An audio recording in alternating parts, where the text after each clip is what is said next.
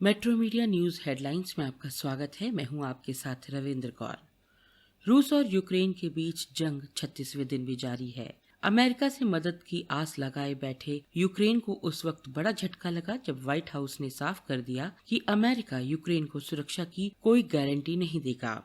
White house का कहना है कि जो बाइडेन रूस के साथ सीधा सैन्य टकराव नहीं चाहते। उधर ब्रिटेन का दावा है कि रूस यूक्रेन की मदद करने वाले देशों पर साइबर हमले की तैयारी में है।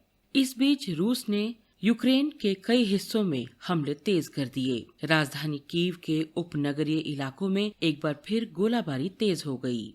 पूर्वी यूक्रेन में रूसी रॉकेटों के हमले में एक मिलिट्री यूनिट और एक तेल डिपो तबाह हो गया। रूसी सेना ने जोलोता नीवा पर कब्जा कर लिया, जो दोनेत्स्क के दक्षिण तट में है। एक टेलीविजन पर दिए भाषण में व्लादिमीर जेलेंस्की ने कहा कि रूस के साथ शांति वार्ता जारी है, लेकिन फिलहाल केवल शब्द हैं, कुछ भी ठोस नहीं है। जेलेंस्की ने ये भी कहा कि यूक्रेन डोनबास पर रूसी हमले को जवाब देने की तैयारी कर रहा है। कांग्रेस अध्यक्ष सोनिया गांधी ने एक बार फिर मोदी सरकार पर निशाना साधा। केंद्र सरकार पर महात्मा गांधी राष्ट्रीय ग्रामीण रोजगार गारंटी योजना मनरेगा को कमजोर करने का आरोप लगाते हुए कहा कि सरकार मनरेगा के बजट में लगातार कटौती कर रही है। उन्होंने सरकार से मनरेगा के लिए उचित बजट के आवंटन करने की मांग की। हालांकि सरकार ने आरोपों से इनकार किया है। लोकसभा में शून्यकाल के दौरान मनरेगा का मुद्दा उठाते हुए सोनिया गांधी ने सरकार को घेरने में कोई कसर नहीं छोड़ी। प्रधानमंत्री नरेंद्र मोदी का नाम लिए बगैर उन्होंने कहा कि जिन लोगों ने कुछ साल पहले मनरेगा का मजाक उड़ाया था, उन्होंने कोविड-19 के प्रकोप के दौरान लगे लॉकडाउन में करोड़ों गरीब परिवारों को मुश्किल वक्त में सहायता दी और सरकार बचाने में एक अहम भूमिका निभाई है। जम्मू कश्मीर के सोपोरा में सुरक्षा बलों के बंकर पर पेट्रोल बम से हमला करने वाली महिला की शिनाख्त बारामूला की हसीना अख्तर के रूप में हुई है। हसीना की गिरफ्तारी के लिए पुलिस ने कई स्थानों पर दबिश दी। इसके बाद उसे गिरफ्तार कर लिया गया। पेट्रोल बम हमले के बाद विभिन्न स्थानों पर लगे सीसीटीवी कैमरे में महिला की तस्वीर कैद हो गई। सोपोर तथा हंदवाड़ा में उसके बारे में छानबीन करने पर सुरक्षा बलों को उसकी शिनाख्त करने में कामयाबी मिली। पेट्रोल बम फेंकने वाली 38 वर्षीय हसीना अख्तर के खिलाफ 2 मामले दर्ज हैं। महंगे पेट्रोल डीजल की मार झेल रही आम जनता को अब सड़क पर चलने के लिए भी अधिक जेब ढीली करनी होगी। देश भर के टोल प्लाजा पर शुक्रवार आधी रात से टोल टैक्स की दरें बढ़ाई जा रही हैं।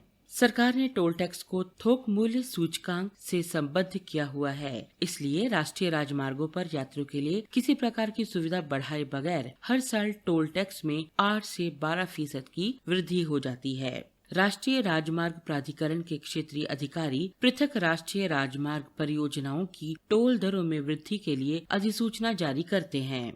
ये बढ़ी हुई दरें 10 रुपए से लेकर 40 रुपए तक हो सकती हैं। देश भर में 816 टोल प्लाजा हैं।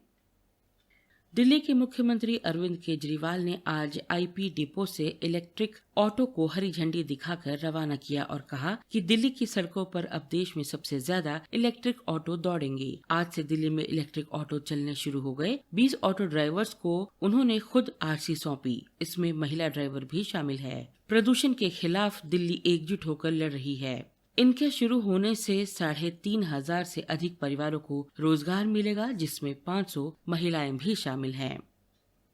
आईपीएल 2022 के 7वें मुकाबले में चेन्नई सुपर किंग्स को लखनऊ सुपर जायंट्स के खिलाफ हार का सामना करना पड़ा। ये सीएसके की लगातार दूसरी हार है। बेहद कांटे के मैच में लखनऊ ने सीएसके के 211 रनों के टारगेट को चेज कर लिया। इस मैच के हीरो लखनऊ के बल्लेबाज एविन लुइस रहे, जिन्होंने चौको छक्कों की मदद से मैच की सूरत ही बदल कर रख दी। लखनऊ की ओर से हीरो एल्विन लुइस ने नाबाद 55 रन बना दिए। उन्होंने ऐसा करने के लिए सिर्फ 23 गेंदों का सामना किया। इस दौरान उन्होंने 3 छक्के और 6 चौके जड़े। सप्ताह के चौथे कारोबारी दिन गुरुवार को भारतीय शेयर बाजार में बिकवाली हावी रही। कारोबार के अंत में सेंसेक्स 115.48 अंक लुढ़क कर 58,568.51 अंक पर बंद हुआ। वहीं निफ्टी 33.50 अंक गिरकर 17,464.75 अंक पर ठहरा। पेट्रोल और डीजल की कीमतों में गुरुवार को एक बार फिर 80 पैसे प्रति लीटर की बढ़ोतरी की गई। पिछले 10 दिनों में कुल 6 रुपए 40 पैसे प्रति लीटर की बढ़ोतरी की जा चुकी है। इन खबरों को विस्तार से पढ़ने के लिए आप लॉगिन कर सकते हैं www.metromedialive.com पर। धन्यवाद।